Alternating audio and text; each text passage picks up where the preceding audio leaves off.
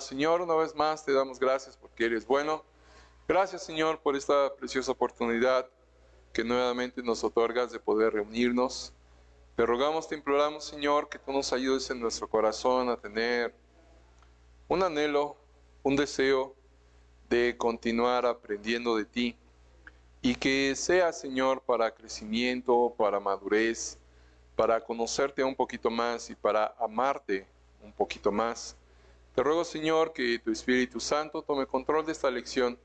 Auxíliame, te lo suplico, yo necesito de ti, de mi mente, de mi corazón y boca. Quita, Señor, y no permitas palabra simple, inútil, sin sentido. Auxíliame, te ruego, a poder compartir estas líneas y de igual manera, Señor, que tú nos ayudes a tener un corazón sensible para aprender lo que tú nos quieres mostrar el día de hoy. Dejamos este tiempo en tus manos, en el nombre de Jesucristo te lo rogamos. Amén, Señor. Puede tomar asiento, gracias. Continuamos en Marcos 14. Y pues ya estamos casi en los últimos eventos de este evangelio.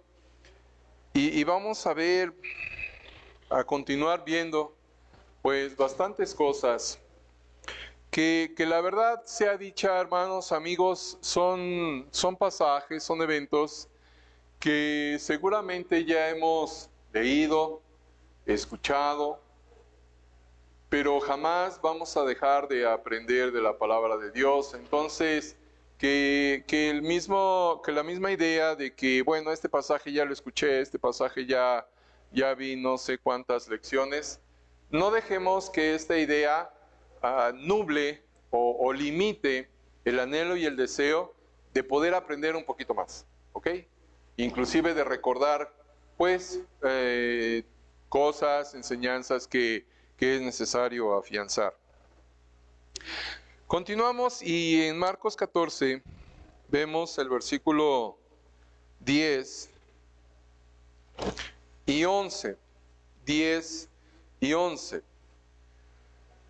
Terminamos lo que esta mujer hizo al quebrantar, al romper el vaso de alabastro y ungir con perfume los pies del Señor. Y algo muy importante que veíamos es que esta mujer, aún hubo unas personas ahí que le increparon o que intentaron criticarla, diciendo que mejor se hubiera vendido ese perfume muy caro y se hubiera dado a los pobres. Bueno, en ese intento de quererla hacer menos, esta mujer se quedó en silencio, guardó silencio, no dijo palabra alguna, y aprendimos que el Señor se agrada cuando nosotros tenemos una muestra de amor para Él. Y aunque pudiera haber críticas ante la muestra de amor que nosotros tenemos para con Dios, pues nosotros debemos de guardar silencio y tener bien en cuenta que la relación con Dios pues es personal. La relación con Dios es entre Dios y yo, entre yo y Dios, y guardar esa relación.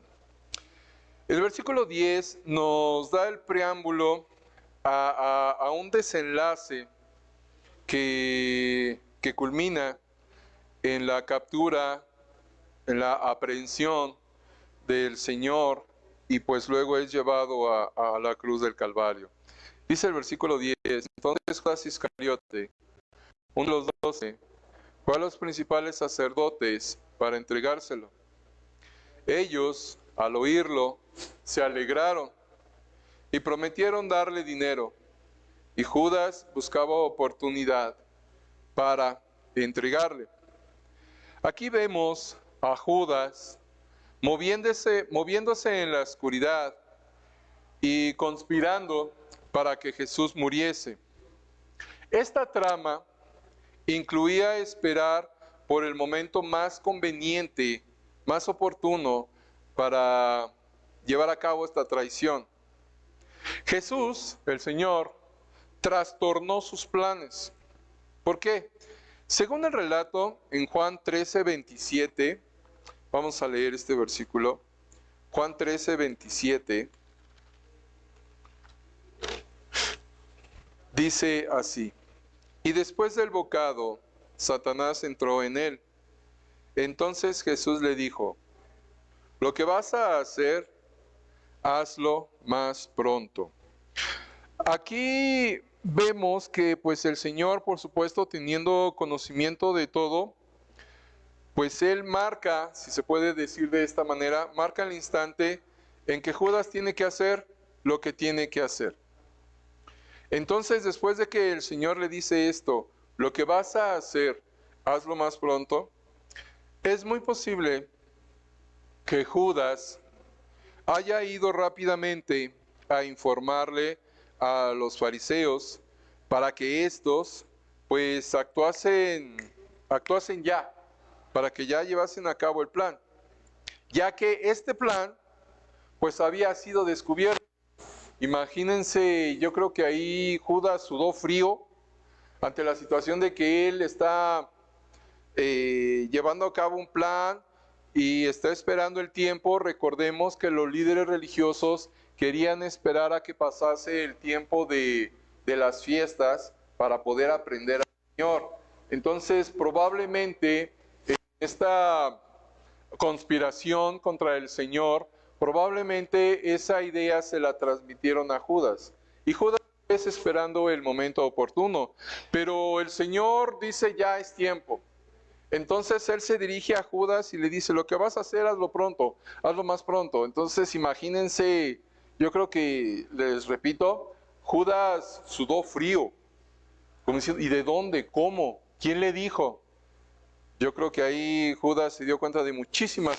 Pero bueno, él sale y les dice a los líderes religiosos: ¿saben qué? Esto ya tiene que suceder. Su plan había sido descubierto. Y probablemente él pensó que Jesús pensaba escapar, probablemente lo pensó. Entonces los líderes religiosos reúnen a los soldados y salen para detenerle. Mientras Judas sale para anticiparles de que su plan había sido descubierto, sucede lo siguiente.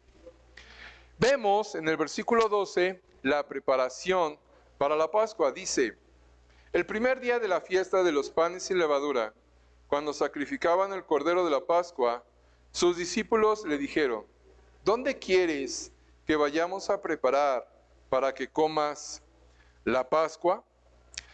De acuerdo con las instrucciones allá en Éxodo, la comida de la Pascua debía comerse con pan sin levadura, y después de la Pascua venía la fiesta que continuaba con los 7 días de panes sin levadura.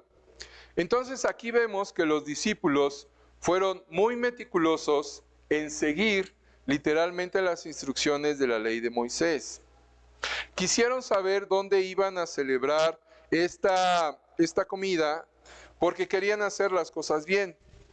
Dentro de unas horas, y ya está el tiempo cumpliéndose, dentro de unas horas Jesús, el Señor, iba a cumplir el significado de la Pascua.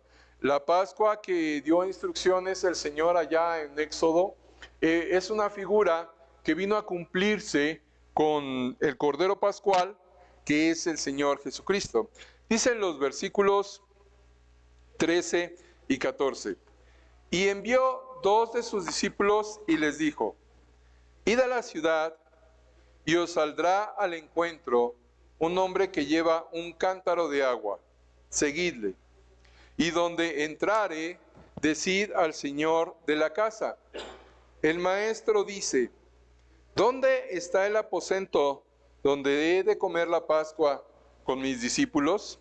Bueno, aquí nuevamente se nos revela no solo el lado humano del Señor, sino también el hecho de que en aquellos momentos críticos había y hubo quienes le amaban y le estaban ayudando a preparar esta Pascua. Igualmente se revela la realidad de que nuestro Señor es el Dios omnisciente. Él era, es y será por siempre Dios. Aparentemente, por la manera en que lo leemos, aparentemente el dueño de la casa era un seguidor anónimo del Señor. Y bueno, este ejemplo nos dice y nos muestra que hay tantas cosas que podemos hacer nosotros hoy por el Señor Jesús, siguiendo el ejemplo de este hombre. No dice su nombre, la verdad, pero podemos ver ese ejemplo, que estuvo en la disposición de poner aquel lugar para que el Señor celebrase la Pascua con sus discípulos. Continuando con el relato, vemos que Jesús continúa explicándoles a los discípulos lo que Él esperaba que hiciesen. Versículo 15. Y Él, hablando de este Señor, y Él os mostrará un gran aposento alto ya dispuesto. Preparad para nosotros allí. Versículo 16. Fueron sus discípulos y entraron en la ciudad y hallaron como les había dicho y prepararon la Pascua. Observamos aquí el detalle que el Señor celebra la Pascua en un lugar prestado, que evidentemente había sido especialmente preparado para Él. No creo que se esperase que el anfitrión hubiera estado presente en la llegada del grupo para lavar los pies de los invitados, porque se trataba de una celebración privada de la Pascua. El Señor había dicho claramente, como expresa el versículo 14, ¿dónde está el aposento donde he de comer la Pascua con mis discípulos? Entonces Él está aquí mostrando, declarando que esta celebración de la Pascua iba a ser de alguna manera privada, íntima, entre el Señor y sus discípulos. De ahí que el dueño de la casa, aunque era el dueño de aquel lugar, se abstuvo de estar presente. Aquí recordamos una situación un poco similar de manera anterior. ¿Recuerdan ustedes la ocasión cuando el Señor envió a sus discípulos para traer un asno sobre el cual Él montaría en ocasión de su entrada en Jerusalén? ¿Recuerdan esa escena? Cuando el Señor envía a sus discípulos y les da instrucciones para traer un pollino. Bueno, es probable que tanto en aquel como en este caso se hubieran hecho preparativos previos. En aquella ocasión para conseguir el asno, en esta ocasión para disponer de aquel lugar. Es probable. Ello nos indica que el Señor no improvisaba, sino que estuvo haciendo siempre los preparativos a medida que se desarrollaban sus actividades. ¿Esto qué nos muestra a nosotros? Que no siempre debemos de conocer todo el plan de Dios, sino conforme se van dando las cosas. Conforme se van dando las cosas, es como nosotros vamos a ir desarrollando, haciendo y tomando decisiones de acuerdo a las indicaciones de Dios. Bueno, el relato ya en este instante nos lleva a la llegada de Jesús y sus discípulos a la casa preparada. Versículo 17. Y cuando llegó la noche, vino Él con los 12. Aquí leemos que llegaron al anochecer. Bueno, la Pascua comenzaba al ponerse el sol. Y es muy probable que el Señor llegase a la casa protegido, pues, por la oscuridad. No iba a permitir a sus enemigos poner sus manos sobre él hasta que llegase el instante preciso para ello. En el momento apropiado, él se entregaría a sus enemigos y ellos le crucificarían. Pero esto no ocurriría de acuerdo con el programa humano. Sí, sus discípulos, los líderes religiosos, comenzaron a tramar el querer capturar al Señor. Judas se presta para esta conjura y de igual forma ofrece a los líderes religiosos la oportunidad de entregarles al Señor. Y ciertamente, pues aquí vemos un plan humano que comienza a echarse a andar. Pero todo, absolutamente todo, está bajo el control de Dios y se va a ir cumpliendo conforme al plan de Dios. Entonces vemos que aunque es un plan humano, está dentro del plan divino y se va cumpliendo de acuerdo a como el Señor ya lo ha establecido. Bueno, esta ocasión de la Pascua, en la que el Señor la toma con los suyos, lo hace sin prisas. Después de compartir la mesa en esta oportunidad, la próxima vez que estarían reunidos para comer sería para un desayuno, según el relato del Evangelio de Juan. Este desayuno se lleva a cabo después de su resurrección, cuando Él aparece ante algunos de sus discípulos a las orillas del mar de Galilea. Entonces, esta cena de la Pascua, relatada aquí por Marcos, antes de su muerte en la cruz, fue un momento único y maravilloso de compañerismo. En esta ocasión de la Pascua, el Señor es el centro de atención ante los que le rodeaban. De la misma manera, Él debe ser la figura central cada vez que un creyente o algunos creyentes, como congregación o iglesia, se reúnen o nos reunimos para comer o para cenar. De hecho, en todo momento de convivio, en todo momento de compartir, el Señor debe de ser el centro de todo momento. De otra manera, todo evento y cualquier tipo de evento sin Cristo no es más que una fiesta social. No es más que una fiesta social. Por eso debemos de tomar en cuenta siempre y en toda ocasión al Señor. Por supuesto, al reconocer la presencia de Cristo, sabemos que Él es invisible, pero es real.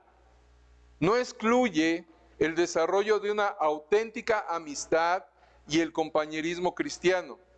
Y esto crea vínculos sólidos, duraderos y solidarios, que fue, yo creo, lo que todavía se estableció más entre los discípulos estando ahí presente el Señor. Leemos versículo 18. Y cuando se sentaron a la mesa, mientras comían, dijo Jesús: de cierto os digo que uno de vosotros que come conmigo me va a entregar. 19. Entonces ellos comenzaron a entristecerse y a decirle uno por uno: ¿seré yo? Y el otro: ¿seré yo? Y estas preguntas que se están haciendo los discípulos nos revelan a nosotros una verdad que a veces ignoramos.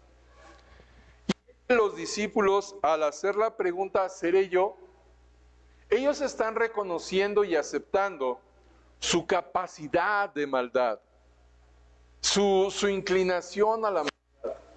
De ahí que todos, cada uno de nosotros, no estoy diciendo que lo hagamos, ni que lo hayan hecho, no estoy acusando ni mucho menos, pero todos, absolutamente todos, tenemos la capacidad de hacer toda maldad y toda perversidad. Todos. Gracias a Dios que tenemos en cuenta al Señor, gracias a Dios por principios que tenemos presentes, gracias a Dios por ello, pero pero todos debemos de aceptar y reconocer que somos capaces de hacer toda maldad. Los discípulos aquí se están dando cuenta de que habrían sido capaces de traicionarle. Si alguien aún no ha descubierto que está viciado por el pecado y que delante de Dios es un pecador y que es capaz de permanecer alejado de Dios, la verdad es que a ese alguien le queda mucho por descubrir. Mucho por descubrir. Y lo reconoció el apóstol Pablo cuando escribe: miserable de mí, ¿quién me librará de este cuerpo de muerte?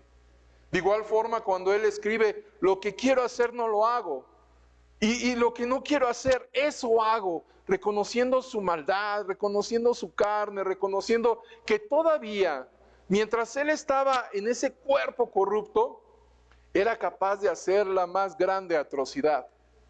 Gracias a Dios que lo tenía el apóstol Pablo bien presente a Dios. Y de igual forma, vuelvo a repetir, esto a nosotros nos enseña y nos hace recordar de que ciertamente somos capaces de hacer la más grande atrocidad. Si alguien dijera: no, yo no soy capaz de eso, no se conoce. Sinceramente no se conoce. Por ahí hay alguna frase que dice poco más o menos: si alguien piensa que yo soy malo, está bien lejos de pensar en lo que realmente soy. Y es verdad, es verdad. Cuando nosotros reconozcamos eso, vamos a tener cuidado de nosotros mismos, de verdad, de nosotros mismos. Y es lo que con este par de preguntas nos están enseñando los discípulos. ¿Acaso seré yo? ¿Acaso seré yo? Todos de verdad, todos y cada uno de nosotros debemos reconocer nuestra debilidad, nuestra incapacidad natural para confiar en nuestras propias fuerzas. Y es lo que a veces yo creo fallamos mucho. Confiamos en nuestras propias fuerzas. De ahí que yo creo vez tras vez caemos en tentación. Debemos reconocer nuestras limitaciones y la fragilidad de nuestras promesas de fidelidad. ¿Cuántas veces en la emoción o en la pasión o en el sentimiento: sí, Señor, yo doy todo por ti, sí, Señor, yo me entrego a ti? No es más que emoción. No nos conocemos del todo. Y no estoy diciendo que no lo hagamos, que no debemos de tener un deseo y una convicción de servir al Señor.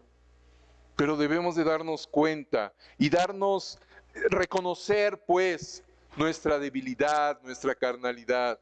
¿Seré yo?, dicen los discípulos.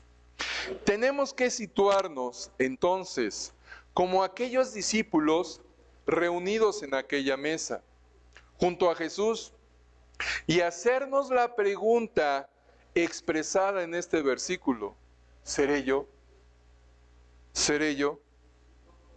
Vemos la respuesta directa del Señor en aquella ocasión en el versículo 20 y 21. Él, respondiendo, les dijo: es uno de los 12, el que moja conmigo en el plato.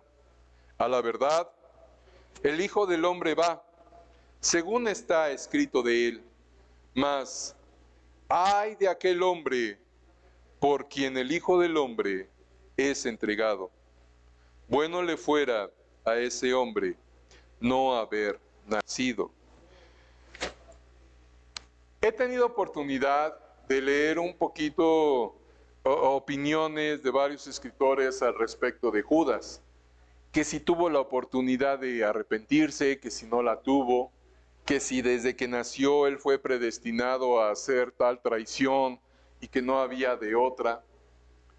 La verdad es que, pues, la palabra del Señor es clara en el sentido de que dice aquí: ay de aquel hombre por quien el Hijo del Hombre es entregado.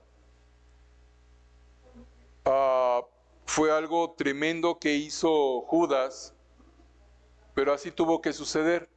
Ahora, de manera personal, yo creo firmemente que si Judas escuchó al Señor, si Judas vio todos esos milagros y todavía hubo un lapso de tiempo en la traición de Judas al momento en que él toma la decisión de suicidarse, de manera personal, sin dogmatizar, pues yo pienso que él tuvo la oportunidad de arrepentirse.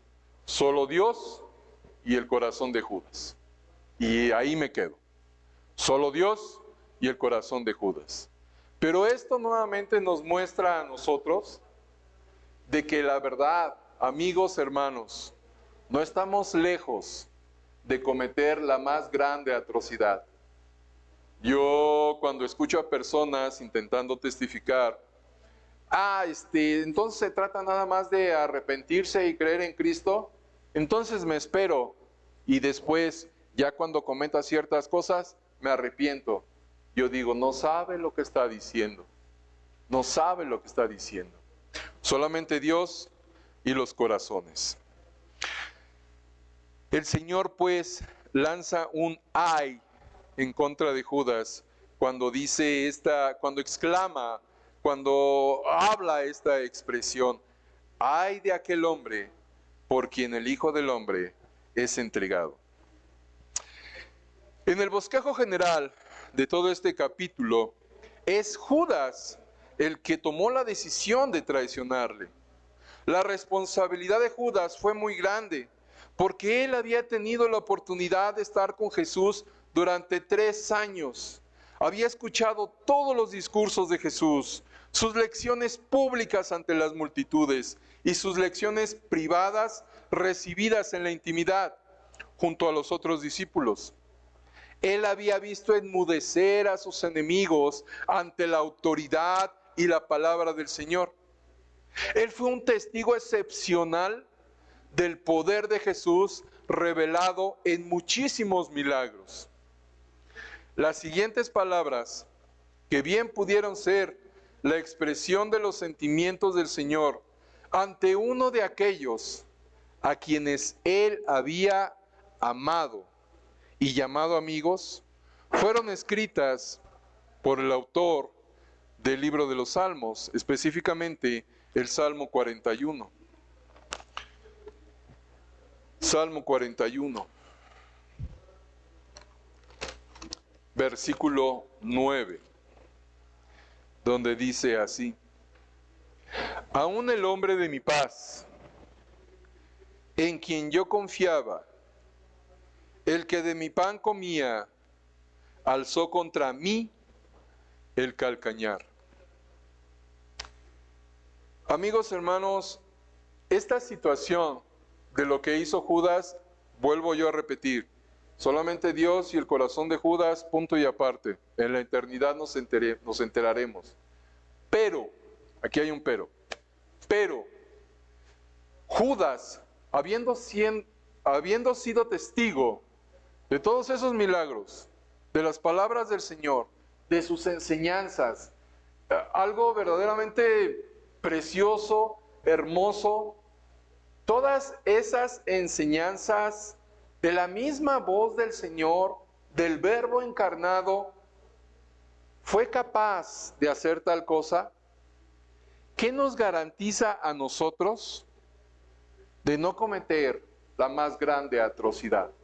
Yo pregunto, ¿qué nos garantiza a nosotros?